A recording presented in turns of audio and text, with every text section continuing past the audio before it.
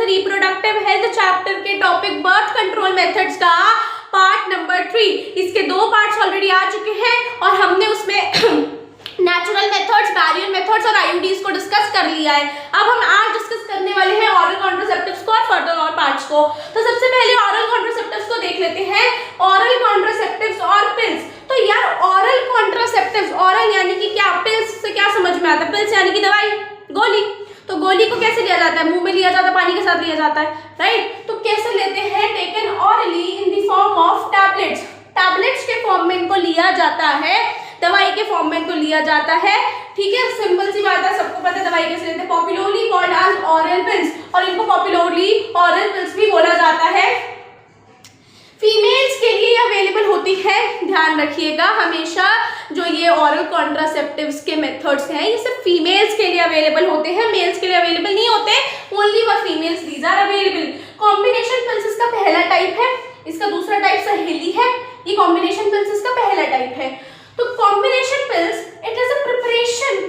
क्या है मतलब, कैसे बनी है, किस चीज की है, इसका सब चीजें क्या है, मतलब इसके बारे में हम पढ़ने वाले हैं। तो सबसे पहले बनी किससे है? Preparation containing combination of progestogens and estrogens और प्रोजेस्टोजेंस अलोन। यानी कि ये प्रोजेस्टोजेंस, एक तो ये हार्मोनल पिल्स है, तो प्रोजेस्टोजेंस और एस्ट्रोजेंस हार्मोन्स से ये बनी होती है, कॉम्बिनेशन ऑफ प्रोजेस्टोजेन और एस्ट्रोजन हार्मोन से, या फिर प्रोजेस्टोजेंस अलोन। समटाइम्स प्रोजेस्टोजेंस अलोन से भी ये बनी होती है। ठीक है, उसके बाद पॉपुलर ब्रांड्स जो है इनकी माला डी एंड माला एन। पता होना चाहिए, सिर्फ एनसीईआरटी में नहीं है ये दोनों ब्रांड्स, बट आपको पता होना चाहिए कहीं आपकी नॉलेज के लिए। देन क्या होता है? Contains 28 pills. अब इसका पत्ता तो लोगे यार मार्केट से जाके, तो पत्ता जो लोगे उसमें 28 पिल्स आती हैं। ठीक है, 21 हार्मोनल होती हैं जो कि लिटरली वर्क करती है, जो कि इन कॉम्बिनेशंस की बनी होती हैं, और 7 नॉन हार्मोनल पिल्स आती हैं। अब वो 7 नॉन हार्मोनल पिल्स किस लिए हैं और वो 21 हार्मोनल पिल्स किस लिए हैं, वो हम देखते हैं। पहले पढ़ते हैं सारा, फिर समझते हैं आराम से। तो contains 28 pills, 21 hormonals and 7 non hormonal. ठीक है, नॉन हार्मोनल जो पिल्स होंगी वो आयरन की पिल्स होंगी, आयरन की पिल्स होंगी। Now these hormonal pills have to be taken daily, for a period of 21 days, starting preferably within the first 5 days of menstrual cycle. Now these hormonal pills have to be taken regularly for 21 days. तो यार ये पिल का जब पत्ता खोल लिया, पहली निकाली, तो 21 डेज तक इन पिल्स को डेली लेना है। अगर आपको लिटरल में प्रेगनेंसी प्रिवेंट करनी है, कंसेप्शन प्रिवेंट करना है, तो इसको लेने का तरीका है कि 21 डेज के लिए इसको डेली लेना है, and preferably with in first 5 days of menstrual cycle. यानी कि मेंसेस जब आते हैं तो शुरू के 5 दिन में ही, मतलब कि ऐसे बोला जाता है, या तो शुरू के जैसे ही मेंसेस आए उस दिन से ही लेना स्टार्ट कर दो, but with in first 5 days of menstrual cycle इसको लेना स्टार्ट कर दो। जिस दिन पीरियड्स आ रहे हैं डे 1 से, प्रेफरेबली उसी दिन से लेना स्टार्ट कर दो। बट एक दिन भूल गए तो डे 2 डेज की, मतलब कि विद इन फर्स्ट 5 डेज जब पीरियड्स आ रहे हैं तब से इनको लेना स्टार्ट कर दो। ठीक है, तो with in first 5 days of menstrual cycle. बोला क्या? 21 डेज के लिए लो भाई। उसके बाद after a gap of 7 days, अब गैप ऑफ 7 डेज क्यों? 7 डेज का गैप देना जिससे पीरियड्स आ सकें, क्योंकि भाई ये ओव्यूलेशन रोकता है, इम्प्लांटेशन रोकता है, तो ओव्यूलेशन नहीं होगा तो फिर मतलब ओव्यूलेशन रोकता है और इम्प्लांटेशन रोक देता है, right? But after a gap of 7 days it has to be repeated in the same pattern till the female desires to prevent conception. तो 7 डेज का गैप क्यों चाहिए? 7 डेज का गैप इसलिए चाहिए ताकि फीमेल को पीरियड्स आ सके, फीमेल को पीरियड्स आ सके, इसलिए 7 डेज का गैप चाहिए। पर कभी होता है ना कि यार भूल गए, 21 पिल्स ले ली, 7 डेज का गैप दे दिया, पीरियड्स आ गए, बट यार 7 डेज के गैप में वो पिल्स हम कैसे मतलब भूल जाए, ना ले पाए, याद ना रहे। तो इसका ना जैसे वो आता है,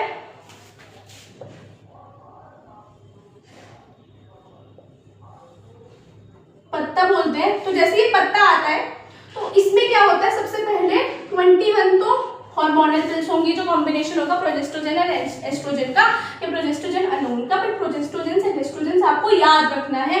तो 21 बना लेते हैं, 1 2 3 4 5 6 7।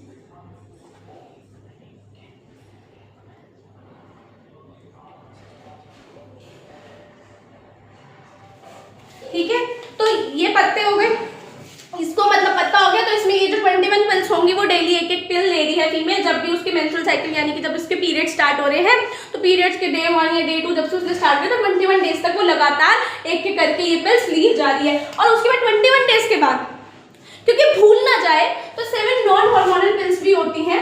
1 2 3 4 5 6 7, तो ये जो 7 नॉन हार्मोनल पिल्स होती हैं ये लेते हैं। वैसे आयरन की पिल्स होती हैं, तो जब पीरियड्स के टाइम पे थोड़ा सा ब्लड लॉस ना, मतलब एनीमिया ना हो जाए या कोई ऐसे ना हो जाए, तो भी ये फीमेल्स ले लेते हैं जिनके अंदर थोड़ी सी ब्लड की कमी होती है, तो उनके लिए तो ठीक है आयरन है। बट बाकी एक दिमाग में रहे दवाई रेगुलरली की पता है डेली लेनी है, 21 डेज ये लेनी है, फिर 7 डेज ये लेनी है, तो इसलिए दिमाग में रहे, इसलिए 7 नॉन हार्मोनल जो पिल्स है, आयरन की पिल्स है, उनको स्पेशली रखा जाता है कि यार कोई भूल जाता है, याद में रहता कि दवाई कब ले कैसे ले, इसलिए ये 7 पिल्स को एक्स्ट्रा ऐड कर दिया जाता है। कोई चाहे तो इन 7 पिल्स को छोड़ सकता है, कोई जरूरी नहीं है इनको लेना ही लेना है, ठीक है। बट पीरियड्स जैसे ही फर्स्ट डे पीरियड्स का आ जाए तो फिर फीमेल को वापस से 21 पिल्स का जो वो है हार्मोनल पिल्स का वो स्टार्ट करना होता है।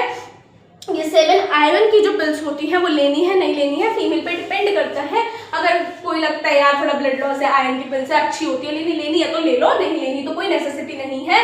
जो काम करेंगी वो 21 डेज में ये जो 21 पिल्स है वो करेंगी, ठीक है। उसके बाद inhibit ovulation and implantation. Inhibit ovulation क्या कि ओवरी से भाई एग को रिलीज ही नहीं होने देगी, और अगर गलती से एग रिलीज हो गया, गलती हो गई, मिस्टेक हो गई, एग रिलीज हो गया, तो भाई इम्प्लांटेशन ही नहीं होने देगी। एंडोमेट्रियम का ही ऐसा काम कर देती है कि भाई इम्प्लांटेशन ही नहीं हो पाता, यूट्रस बच्चा संभाल ही नहीं पाता, ठीक है ना। Alter the quality of cervical mucus to prevent entry of sperms.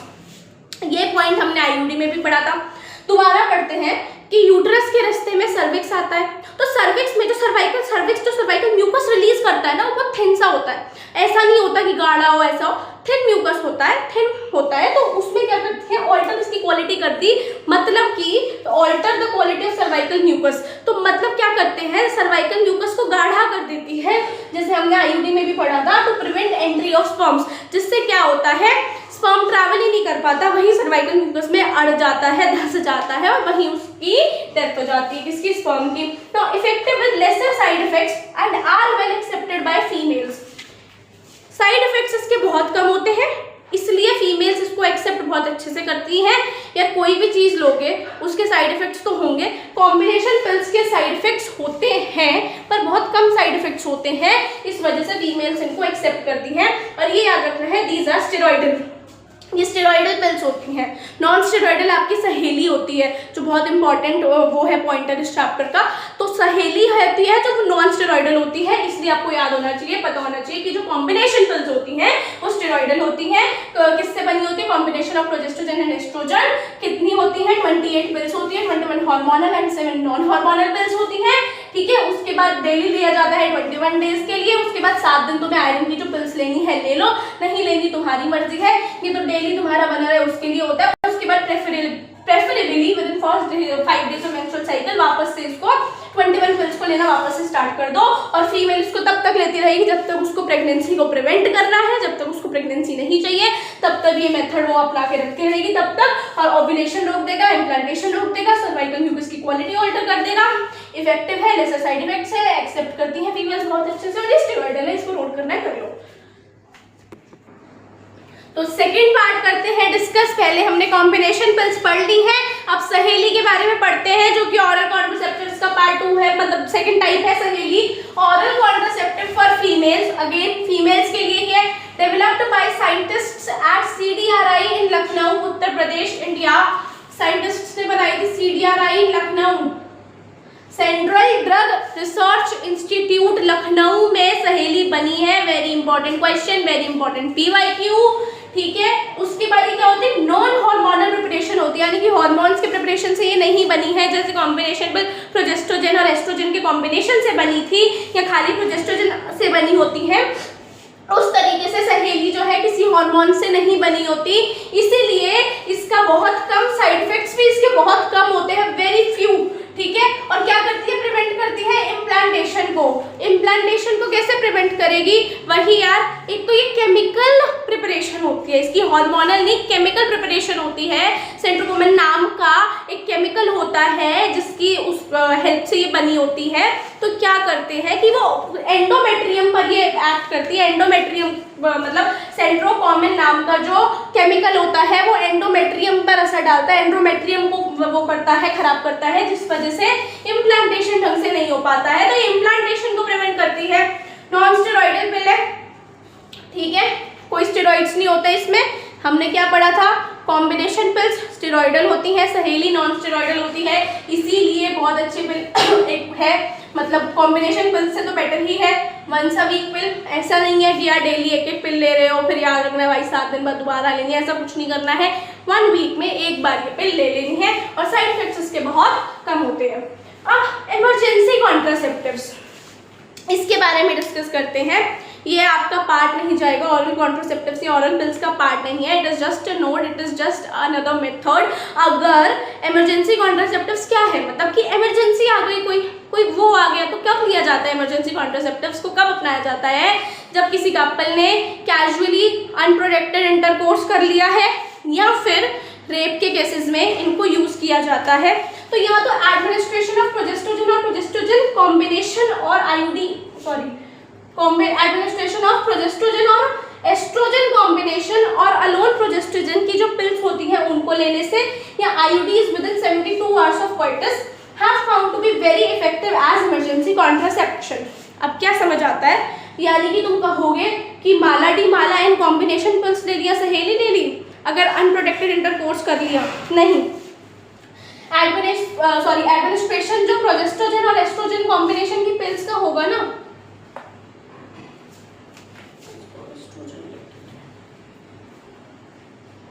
वो पिल्स अलग से आती हैं जो अनप्रोटेक्टेड इंटरकोर्स की वजह से या रेप की वजह से जो प्रेगनेंसी होने के चांसेस हो सकते हैं, उसके लिए फिर आप कॉम्बिनेशन पिल्स नहीं लेते, सहेली नहीं लेते, उसके लिए पिल्स अलग से आती हैं जो आपको with in 72 hours of unprotected intercourse लेनी होती है। या फिर आप आईयूडीज अगर लगवाएंगे तो वो भी एक बड़ा इफेक्टिव मेथड है।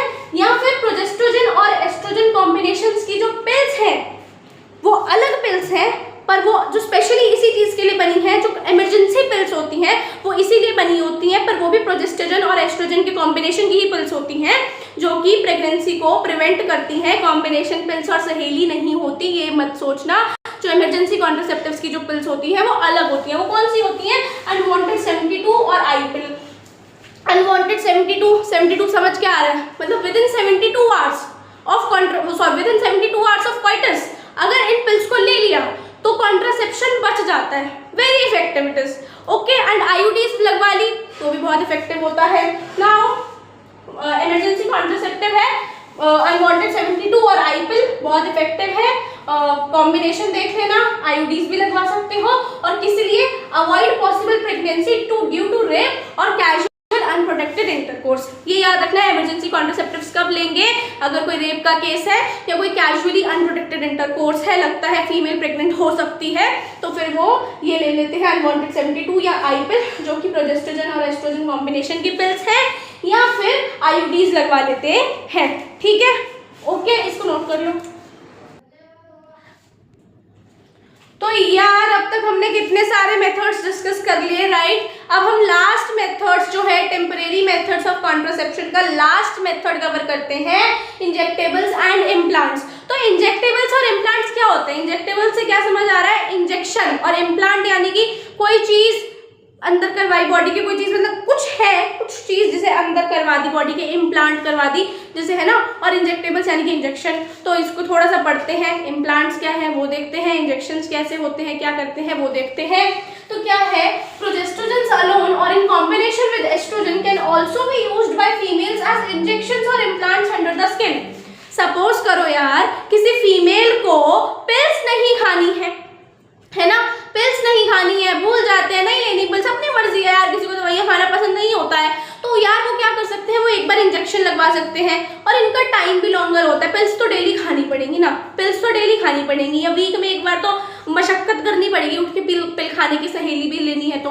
पर ये क्या होता है, इंजेक्टेबल्स और इम्प्लांट्स जो होते हैं इनका टाइम थोड़ा ज़्यादा होता है इन कंपेरिजन टू पिल्स, इनका टाइम थोड़ा लंबा होता है। तो इस वजह से एक बार लगवाओ, एक पर्टिकुलर टाइम तक की छुट्टी, ठीक है।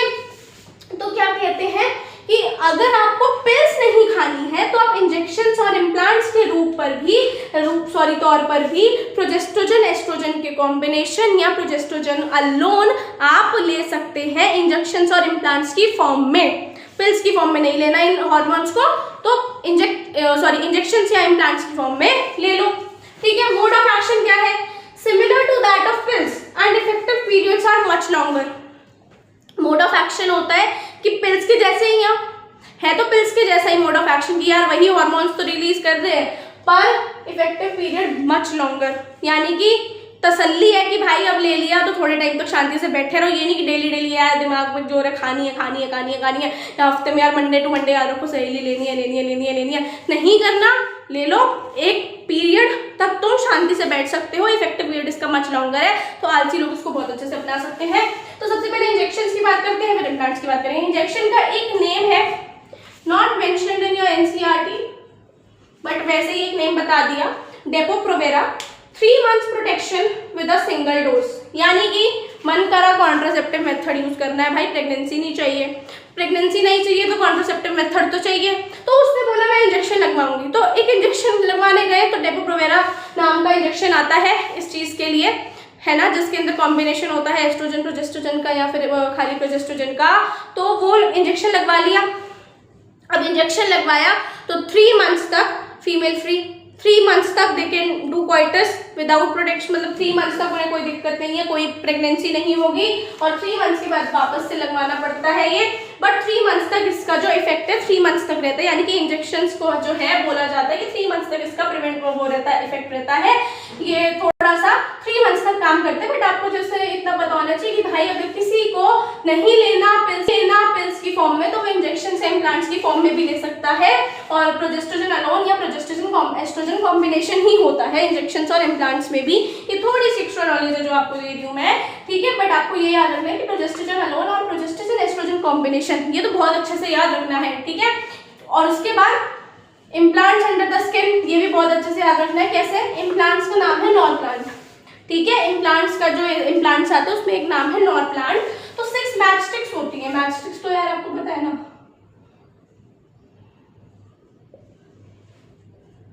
तो ऐसे 6 मैचस्टिक्स होती हैं, और क्या करते हैं उनको स्किन के अंदर ऐसे थोड़ा सा लगा देते हैं, बेसिकली आम वगैरह पे कहीं पे लगवा लेते हैं, और ये क्या करती है स्मॉल अमाउंट्स में हार्मोन रिलीज करती रहती है। और ये जो इम्प्लांट्स हैं इनका एक और फायदा है कि ये 5 years तक के लिए इफेक्टिव होते हैं, यानी कि 5 साल की तसल्ली, 5 साल तक कुछ नहीं करना, एक बार इम्प्लांट्स लगवा लिए तो, ठीक है ना। बट आपको बेसिकली याद रखना बिल्कुल कि मोड ऑफ एक्शन याद रखना, ये लाइन तो बहुत अच्छे से याद रखनी है। ये थोड़ा सा एक्स्ट्रा वो है कि यार ये कितने टाइम तक इफेक्टिव है, ये कितने टाइम तक इफेक्टिव है, इसके नाम ये थोड़ा सा एक्स्ट्रा बताया, बट ये दोनों पॉइंट्स बहुत अच्छे से याद कर लेना, ठीक है, उतार सकते हैं। तो यार अब हमारे टेम्परेरी मेथड्स तो कंप्लीट हो चुके हैं, अब हम डिस्कस करते हैं बर्थ कंट्रोल मेथड्स में last topic which is permanent methods of birth control, और इसके साथ हमारे बर्थ कंट्रोल के मेथड्स भी कंप्लीट हो जाएंगे।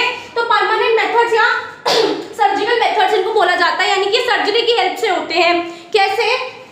कि surgical interventions block gamete transport and thereby prevents conception, यानी कि क्या करा जाता है सर्जरी के थ्रू, सर्जरी होती है, एक पार्ट की कट किया जाएगा, उसको देन जोड़ा जाएगा, इस वजह से ना तो स्पर्म जा सकता है, ना तो ओवम जो है, एग जो है, तो स्पर्म रिलीज नहीं होगा अगर मेल कराता है वैसेक्टोमी, और अगर ट्यूबेक्टोमी होती है तो एग तक स्पर्म पहुंच नहीं पाएगा। अगर ट्यूबेक्टोमी होगी तो एग तक स्पर्म पहुंच नहीं पाएगा, और अगर वैसेक्टोमी होगी तो स्पर्म रिलीज ही नहीं होगा, ठीक है ना।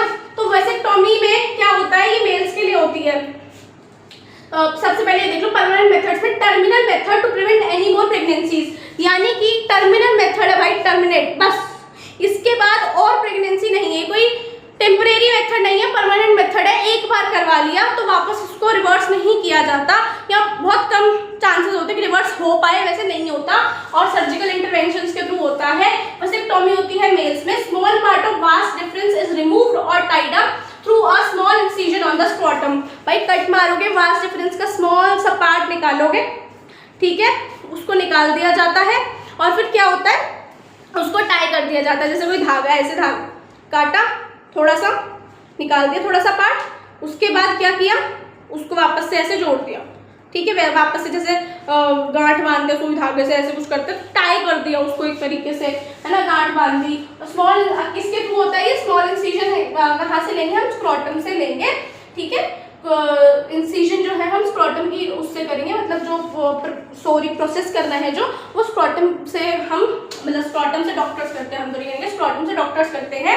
क्या करते हैं, small part of vas deferens is removed और tied up through a small incision on the scrotum. तो स्क्रोटम के थ्रू क्या करता है, स्क्रोटम के थ्रू कोई भी डॉक्टर से कराएंगे तो स्क्रोटम के थ्रू वो सबसे पहले करता है, सर्जिकल मेथड है, तो वास्ट डिफरेंस को थोड़ा सा पहले निकाल, उसको कट किया, थोड़ा सा पार्ट उसका कट किया, देन उसको टाई कर दिया, जिस वजह से भाई वर्म्स नहीं निकलेंगे, है ना।